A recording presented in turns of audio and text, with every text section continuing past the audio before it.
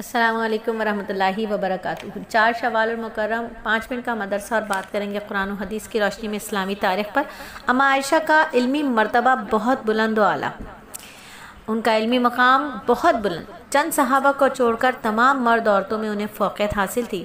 وہ بیک وقت قرآن کی حافظہ، تفسیر و حدیث کی ماہر، مشکل مسائل کو حل کرنے میں بے مثال ذہانت کی مالک بڑے بڑے صحابہ ان سے شریعت کے احکام و مسائل معلوم کرتے تھے۔ حضرت ابو موسیٰ اشعری کا بیان ہے کہ جب بھی ہم لوگوں کے سامنے کوئی مشکل مسئلہ پیش آتا تو اس کا حل اما عائشہ سے معلوم کرتے اور فوراً اس کا حل بتا دیا کرتی۔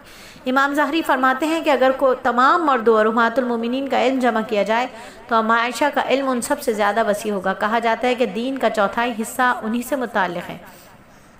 وہ دین و اسلام اور شریعت کے احکام کو پھیلانے اور نبی صلی اللہ علیہ وآلہ وسلم کی تعلیمات کو عام کرنے میں بے مثال تھی۔ تقریباً 2210 احادیث ان سے مروی ہیں۔ بلا شبہ پوری امت پر ان کے بے پناہ احسانات ہیں، اسی وجہ سے انہیں محسنہ امت کہا جاتا ہے۔ 66 ہجری میں مدینے میں انتقال فرمایا اور رات کے وقت جنت البقیع میں دفن ہوئی۔ اللہ تعالیٰ انہیں پوری امت کی طرف سے بہترین بدلہ عطا فرمائے، آمین۔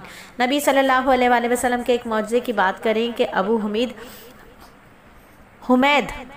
حمید فرماتے ہیں کہ غزوہ تبوک کے موقع پر جب نبی صلی اللہ علیہ وآلہ وسلم صحابہ اکرام کے ساتھ وادی قرا میں پہنچے تو آپ نے فرمایا رات کو ایک زوردار آندھی چلے گی، لہٰذا اس وقت کوئی آدمی کھڑا نہ رہے، جس کے پاس اونٹ ہو اس کو بھی رسی سے باندھ دے۔ نبی پاک صلی اللہ علیہ وآلہ وسلم کے فرمان کے مطابق رات کو بہت زور سے آندھی چلی اور ایک آدمی کھڑا ہو گیا تو ہوا نے اس کو اٹھا کر پہاڑ پہ گرا دیا۔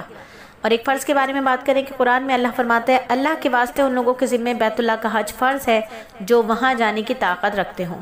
اور ایک سنت کے بارے میں جب بھی کوئی مشکل کام آ جاتا نبی صلی اللہ علیہ وآلہ وسلم یہ دعا پڑھا کرتے، اے اللہ تیرے کیے بغیر کوئی کام آسان نہیں ہو سکتا اور جب تو چاہے رنج و غم کو بھی آسانی میں تبدیل کر دے۔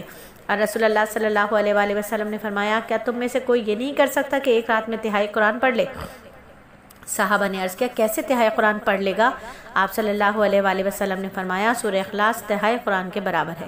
اور ایک گناہ کے بارے میں قرآن میں اللہ فرماتا ہے جو لوگ اللہ اور اس کے رسول سے لڑتے ہیں، زمین میں فساد کرنے کی کوشش کرتے ہیں، ایسے لوگوں کی بس یہی سزا ہے کہ وہ قتل کر دیے جائیں یا سولی پر چڑھا دیے جائیں، یا ان کے ہاتھ پاؤں مخالف جانب سے کاٹے جائیں، یا وہ ملک سے باہر نکال دیے جائیں۔ یہ اس سزا ان کے لیے دنیا میں سخت رسوائی کا ذریعہ ہے اور آخرت میں ان کے لیے بہت بڑا عذاب ہے۔ اور دنیا کے بارے میں قرآن میں اللہ فرماتا ہے تم تو دنیا کا واحد مال و اسباب چاہتے ہو اور اللہ تعالیٰ تم سے آخرت کو چاہتے ہیں۔ یعنی انسان ہر وقت دنیاوی فائدے میں مشغول رہتا ہے اور اسی کی حاصل کرنے کی فکر میں لگا رہتا ہے، حالانکہ اللہ تعالیٰ چاہتے ہیں کہ دنیا کے مقابلے میں آخرت کی زیادہ فکر کی جائے، کیونکہ آخرت کی فکر کرنا زیادہ اہم ہے۔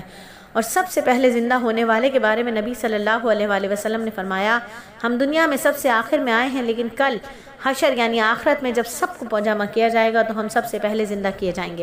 اور طب نبوی سے علاج نیند نہ آنے کا علاج۔ ایک شخص نے نبی صلی اللہ علیہ وآلہ وسلم سے نیند نہ آنے کی شکایت کی تو آپ نے فرمایا یہ پڑھا کرو اے اللہ تارے چھپ گئے، آنکھیں پرسکون ہو گئیں، تو ہمیشہ زندہ اور قائم رہنے والا ہے، اے ہمیشہ زندہ اور قائم رہنے والے میری رات کو پرسکون بنا دے اور میری آنکھوں کو سلا دے۔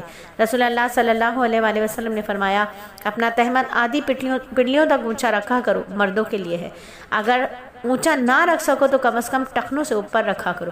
الحمدللہ 5 منٹ کا مدرسہ صرف اور صرف 3 منٹ 42 سیکنڈ میں مکمل ہوا۔